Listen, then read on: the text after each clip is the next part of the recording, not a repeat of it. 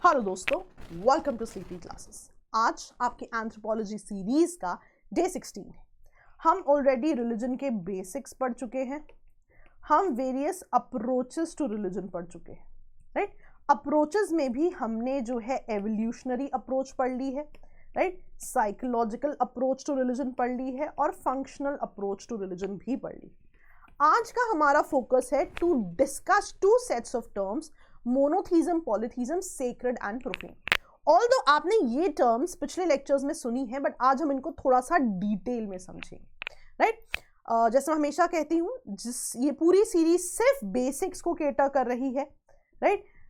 Content market में बहुत है, अगर आप बेसिक समझ लेते हैं आपको कभी भी कोई इशू नहीं आएगा when you right answers. And always start from basics, start from day 3। अगर ये आपका पहला लेक्चर है, मैं हर लेक्चर में इस चीज़ पे एम्फसाइज करती हूँ, बहुत सिंसियरली सजेस्ट भी करती हूँ, स्टार्ट फ्रॉम द बेसिक्स। ये जो आप आज लाइन ऑफ थॉट बनाएंगे, यही लाइन ऑफ थॉट जो है आपका आंसर्स में जो है रिफ्लेक्ट होगा।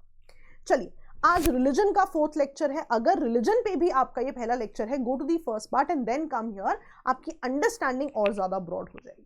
Now coming back to monotheism and polytheism. Now अगर मैं बहुत सिंपल तरीके से बात करूं, मोनोथीज्म का मतलब होता है belief in one single God, polytheism का मतलब होता है मल्टीपल गॉड्स जो है एग्जिस्ट कर रहे हैं। आपका जो एग्जिस्टेंस की यहां पर बात हो रही है। Now you will have to understand, anthropology कभी बात नहीं करती कि सही क्या है गलत क्या है, क्या मोनोथीज्म को फेवर किया जाए पॉलीथीज्म को, नहीं।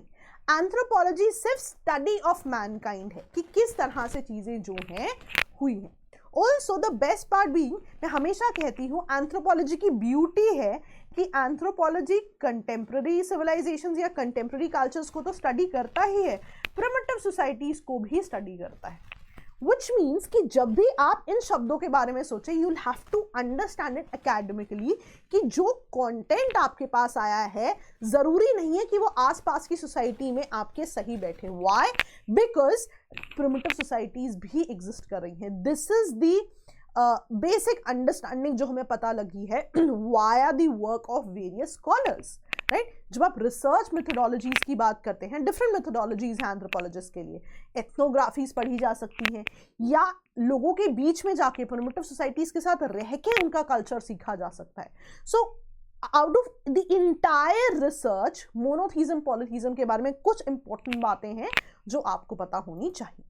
देखो, अगर मैं मोनोथीज्म की बात करूं तो मोनोथीज्म में भी you will have to understand कि ओवर द स्पेक्ट्रम बहुत तरह के व्यूज हैं।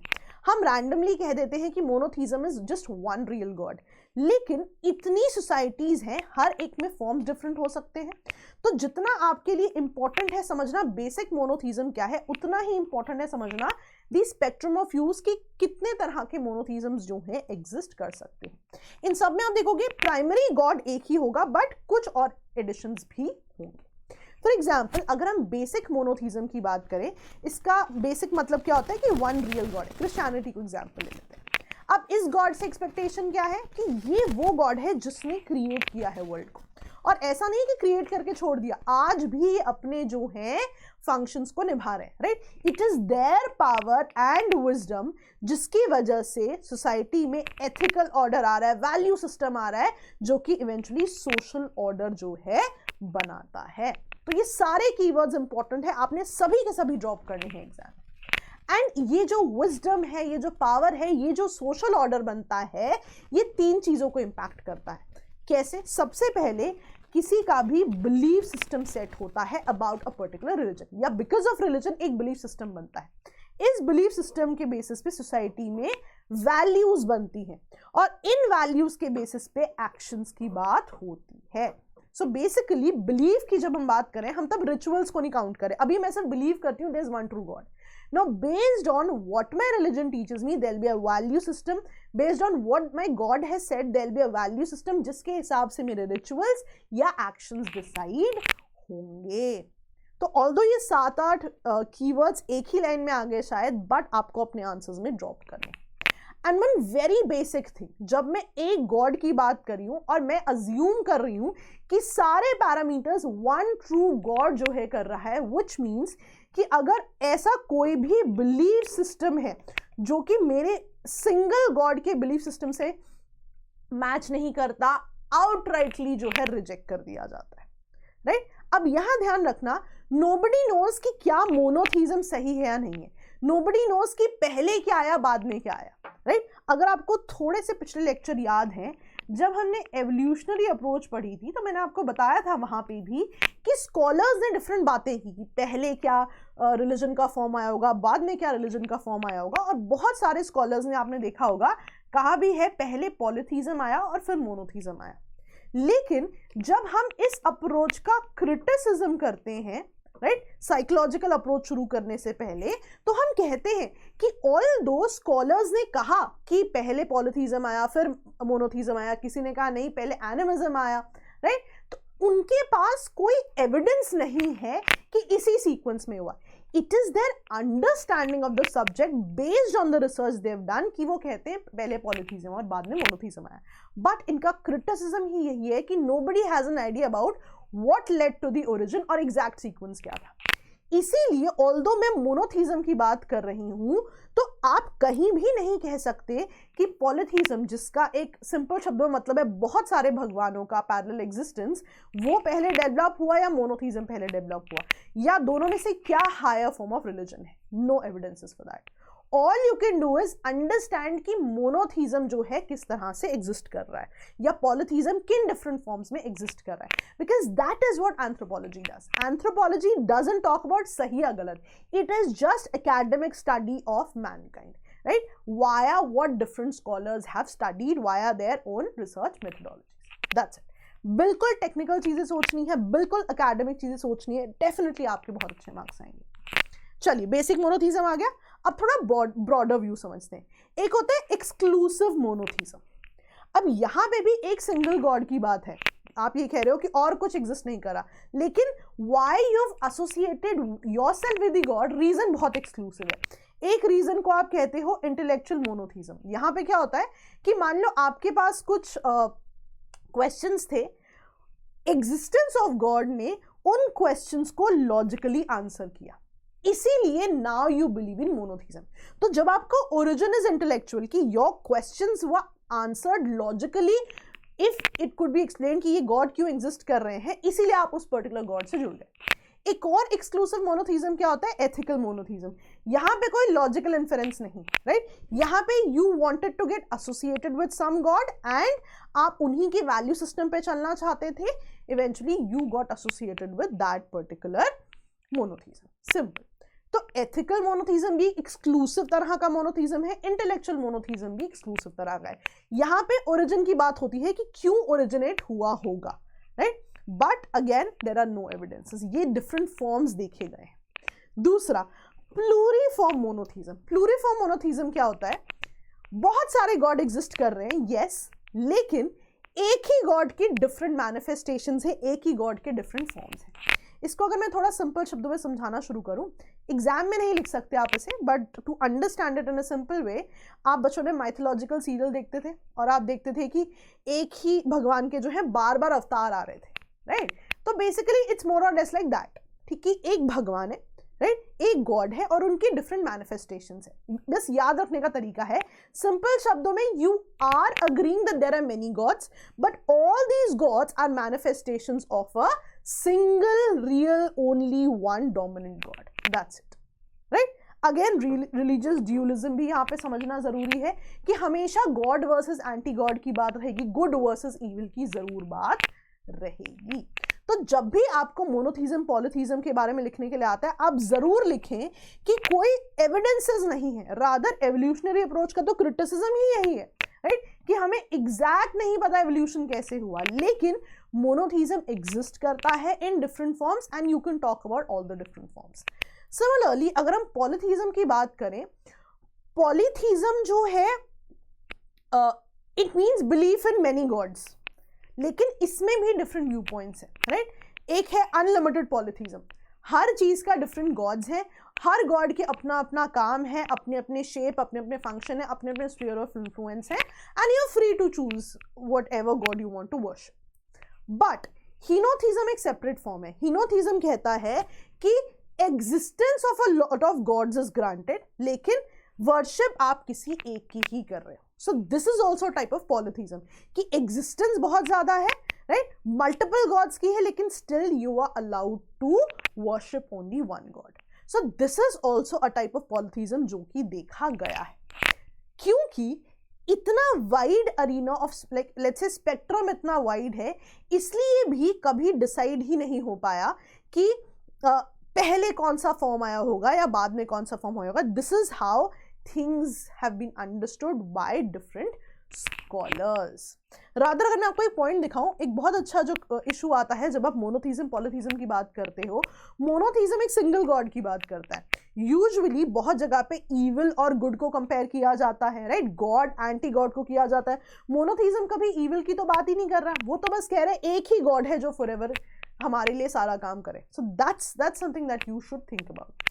अगेन पॉलीथीज्म में हमने कह तो दिया कि मल्टीपल गॉड्स की प्रेजेंस है, लेकिन इनिशियल ओरिजिन कैसे हुआ था इसकी भी कहीं बात नहीं होती. दैट इज वाई आंसर्स में आप एक स्पेक्ट्रम ऑफ व्यूज देते हो, कुछ इस तरह से मोनोथीज्म पॉलीथीज्म रहा होगा, बट बहुत डायरेक्ट कमेंट नहीं हो सकता कि पहले क्या आया बाद में क्या आया, right, which is a higher form of religion and what not. ठीक है जी. So this was all about monotheism and polytheism, right. बिल्कुल स्पेसिफिक पॉइंट्स हैं और स्पेसिफिक पॉइंटर्स ही आपने आंसर्स में ड्रॉप करने हैं. ठीक है. अब पढ़ते हैं सेक्रेड एंड प्रोफेन को. सेक्रेड एंड प्रोफेन आपने पढ़ा हुआ है, बट थोड़ा सा डिफरेंट फॉर्म में पढ़ा हुआ है. हमने हर लेक्चर में डरखाइम की बात की है. हमने हर लेक्चर में ए फॉर कौन सी ट्राइब बताई थी, मैंने याद है आपको, अरुंटा ट्राइब, ऑस्ट्रेलिया की ट्राइब, राइट, इनकी बात करिए. तो जो दरखाइम है उन्होंने एथनोग्राफीज पढ़ी थी अबाउट दिस पर्टिकुलर ट्राइब, और उनका जो पूरा का पूरा कॉन्सेप्ट है सेक्रेड और प्रोफेन का, वो इन्हीं ट्राइब्स की स्टडी से आया, राइट. रादर इनका जो रिलीजन की थ्योरी थी वो इसी से आई. ऑल्दो मैंने ये स्टोरी आपको हर लेक्चर में बताई है रिलीजन की, मैं दोबारा बताऊंगी बिकॉज अब हम इन्फ्रेंस थोड़ा अलग निकालेंगे इससे. ना हुआ क्या कि जो अरुंटा ट्राइब है, सो नोमैड्स थे लोग, जो है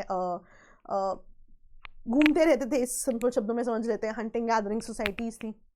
सो अब यहाँ पे क्या हुआ, जब लोग साथ में आते थे, मान लो किसी फेयर के लिए साथ में आ रहे हैं, जब वो साथ में आते थे उन्हें लगता था अरे हमें तो कुछ अलग तरह की फीलिंग ऑफ एक्सटेसी आ रही है ना, एक कलेक्टिव एफर्वेसेंस की फीलिंग आ रही है. ऐसा क्यों हो रहा है ना?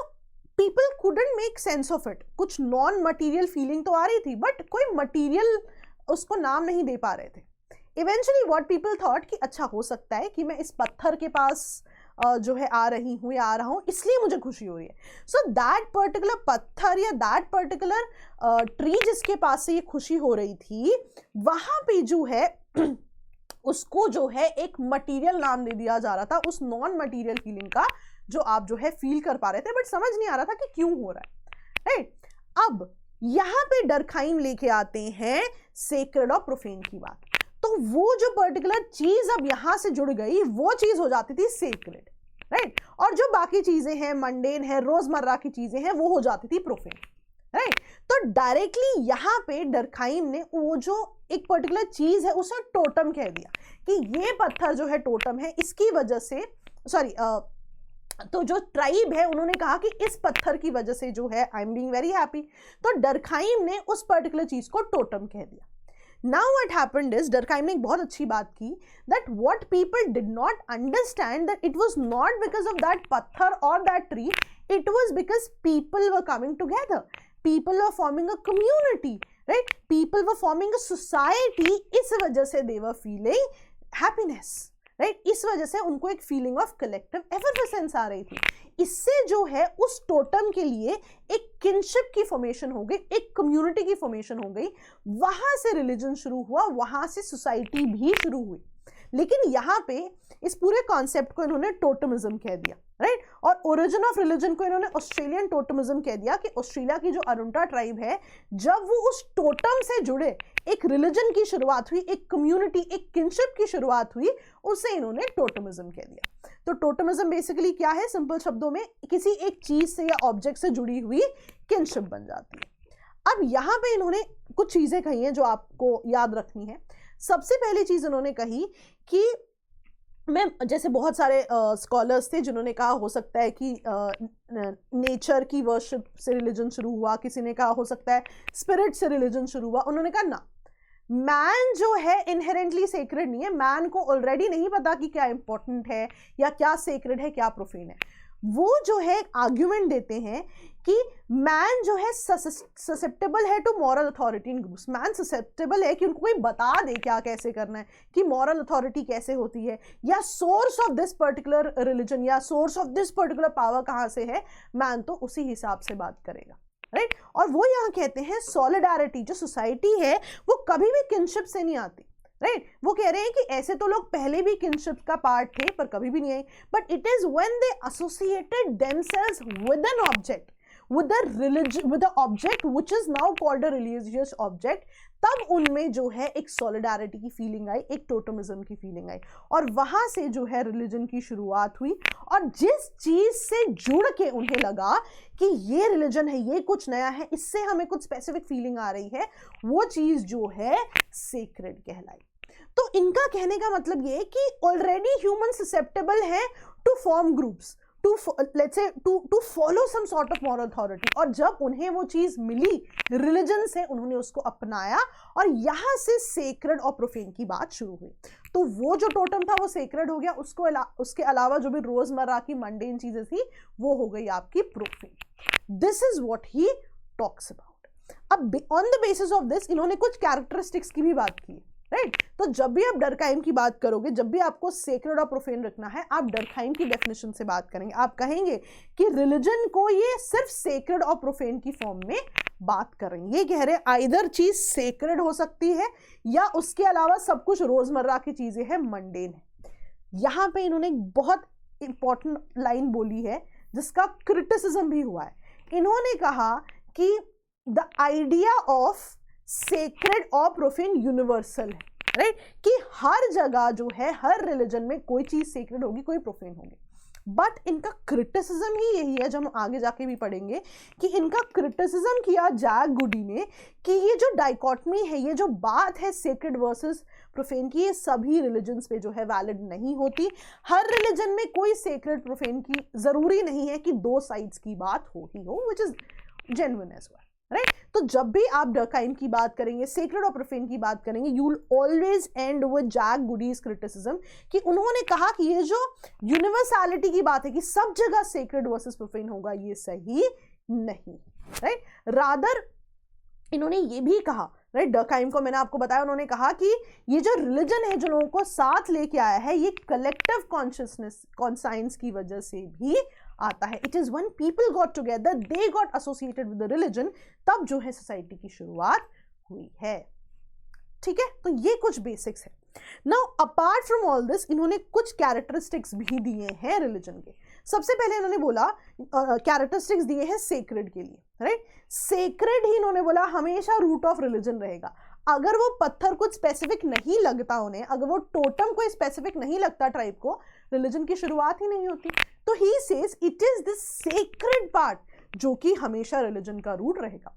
ऑल्सो इन्होंने कहा कोई लॉजिक नहीं है कि कौन सी चीज सेक्रेड है, it will be very ambiguous. हो सकता है किसी फिजिकल चीज पे हो सकता है कोई मॉरल अथॉरिटी सेक्रेड हो जाए, कोई कॉस्मिक, कोई नेचुरल चीज। सो कोई पर्टिकुलर लॉजिक नहीं है कि why something should be profane, it will always be ambiguous. Plus इन्होंने कहा जरूरी नहीं कि सेक्रेड चीज की हमेशा यूटिलिटी हो ही हो, उसका हमेशा कोई लेट्स से काम हो सकता है people believe in it, that's why it's sacred. हमेशा इन्होंने बोला कोई भी चीज सेक्रेड बेस्ड ऑन नॉलेज नहीं होगी, बिकॉज जरूरी नहीं है कि वो लॉजिकल ही हो, right. It is only based on your experience. Example समझते हैं, it is because people thought इस पत्थर के पास खड़े होने से हम खुश हो रहे हैं, based on their experience that पत्थर was regarded as totem, that पेड़ was regarded as totem. So it is based on your experience, right. Empirical नहीं है कि कोई लेट्स से नंबर्स या वैल्यूज से आप उसको प्रूव नहीं कर सकते। इससे जो है एक जो बहुत इंपॉर्टेंट चीज निकल के आई, right, demand on the believer भी आ गया। इसका मतलब क्या है, देखो जब आप किसी को सेक्रेड मान रहे हो, right, you listen to what they say. So यहाँ पे बिलीवर से भी डिमांड होने लगे कि आप कौन सा वैल्यू सिस्टम यूज कर सकते हो, क्या वैल्यू सिस्टम सही है, क्योंकि यही वो वैल्यू सिस्टम है जो इवेंचुअली आपको एथिक्स, के बारे में बताएगा और सोसाइटी में ऑर्डर भी लेके आएगा. So sacred always leads to demand on the believer, it leads to a value system on the believer कि अगर आप इस सेक्रेड की बात को मान रहे हो, राइट, तो आपका वैल्यू सिस्टम किस तरह से होगा. सेक्रेड भी आपसे डिमांड कर सकता है. तो ये 7 कैरेक्टरिस्टिक्स हैं जो आपने सेक्रेड के लिख के आने हैं कि सेक्रेड ही हमेशा रूट होता है, जरूरी नहीं है कोई लॉजिक हो, एम्बिगुअस हो सकता है, जरूरी नहीं है यूटिलिटी हो, जरूरी नहीं है आपने इसने बनाया कि बेस्ड ऑन योर नॉलेज या logic. No, it is just based on your experience. And sacred आपसे एक्सपेक्ट भी कर सकता है. वाई? बिकॉज सेक्रेड हमेशा ही स्ट्रेंथ गिवर रहता है. यू बिलीव इन समथिंग, आपकी मॉरल स्ट्रेंथ जो है टू डू समथिंग बढ़ती जाती है, राइट. तो दीज आर द 7 कैरेक्टरिस्टिक्स जो आप डेफिनेटली लिख के आएंगे. अपार्ट फ्रॉम दिस 3-4 और चीजें बोली है उन्होंने विच इज इंपॉर्टेंट. इन्होंने स्पेस एंड टाइम की बात की. ये कह रहे हैं सेक्रेड और प्रोफेन कभी पैरेलली एग्जिस्ट नहीं कर सकते, राइट. सेक्रेड हमेशा सेपरेट रहेगा, प्रोफेन और मंडेन चीजें हमेशा सेपरेट रहेंगी. नेक्स्ट, इन्होंने कहा कि ये जो पूरा का पूरा आपका कॉन्सेप्ट है सेक्रेड का, ये कंटेजियस है, राइट. लेट्स से कि आपने किसी को बताया, किसी ने आगे बताया, तो बहुत इजीली फैल जाता है, राइट. कभी कभी कहते हैं कि अगर सिंपल शब्दों में समझाऊं कि डिजीज कंटेजियस हो सकते हैं, तो religion is like that, right. Religion में आपने एक को बताया, दूसरे को बताया, चीजें आगे जो हैं फैल जाती हैं. सो रिलीजन, सेक्रेड जो है categorically is actually the social force जो कि इंडिविजुअल पे एक्ट करेगी, विच इवेंचुअली लीड्स टू कि सोसाइटी किस तरह से होनी चाहिए, आपके बिलीव सिस्टम्स, आपके वैल्यू सिस्टम एंड आपके एक्शंस किस तरह के होंगे, सोशल कंट्रोल कैसे होगा, इसमें सेक्रेड का बहुत बड़ा रोल होता है. Profane is just another thing जो मंडेन है, right. It is nothing associated with profane. Durkheim तो कहते हैं दोनों तो एक स्पेस टाइम में एग्जिस्ट भी नहीं कर सकते, अलग अलग होंगे, राइट. तो हमेशा ही इन चीजों की आपने बात करनी है. Always end your answer with the criticism by Jack Goody कि सेक्रेड और प्रोफेन यूनिवर्सल फिनोमेना नहीं है. ऐसे बहुत से रिलीजन्स हैं जो डुअलिज्म की बात ही नहीं करते, राइट. आपने देखा होगा यहाँ पे हमने डुअलिज्म की बात की कि गुड वर्सेस इविल की बात है. हर रिलीजन तो बात नहीं करता. तो every religion does not talk about कि सेक्रेड और प्रोफेन होना ही चाहिए, राइट. तो you will always talk like this, right. Again आप देखो हमने यहाँ पे बात सही गलत की नहीं की, हमने बात की कि किस तरह से जो है डिफरेंट स्कॉलर्स ने इसको इंटरप्रेट किया है, बिकॉज ये एग्जाम आपकी एकेडमिक अंडरस्टैंडिंग का है. Never ever confuse like what you see around yourself, what you see in different news channels from the content that you study here. बहुत specific content है, बहुत specific answers हैं anthropology के, इन्हीं को मल्टीपल बार revise कीजिए, आप देखिए आपके बहुत अच्छे मार्क्स आएंगे. ठीक है जी. So that was all for the day. और जैसे मैं हमेशा एंड में भी बताती हूँ, start from day 3, right. Religion को शुरू से शुरू कीजिए. आज चौथा पार्ट है और आप देखेंगे आपकी अंडरस्टैंडिंग बहुत बढ़िया बनेगी, right. So that was all for the day. Keep studying, keep revising. Bye bye.